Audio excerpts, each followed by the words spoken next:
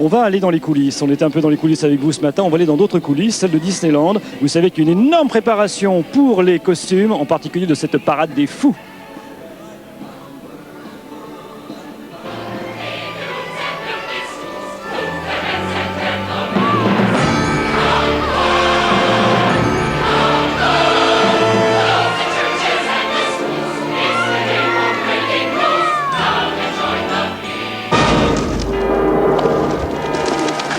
Le travail de cette parade a duré pour l'étude 5 mois.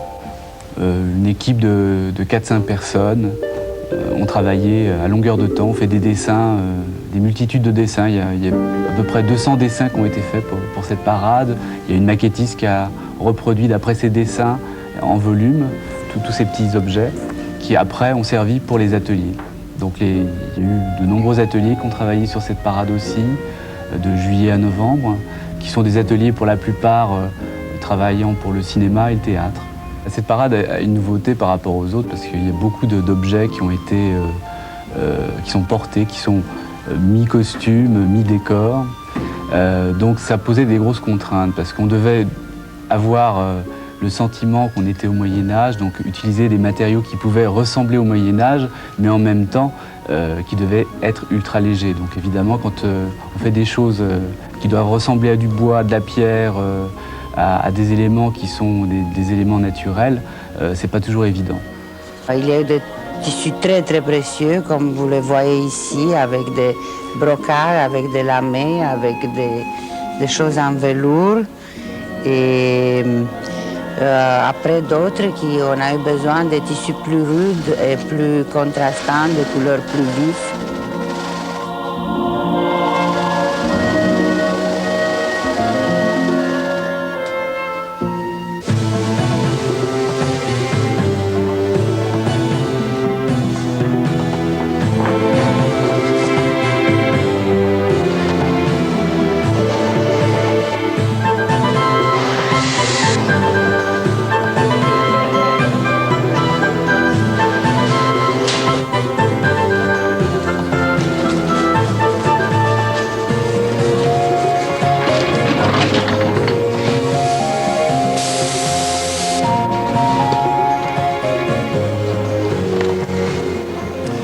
Jay Smith, vous êtes ici le responsable des spectacles. Quelle est la définition d'ailleurs et quelles sont les qualités d'un bon costume de scène?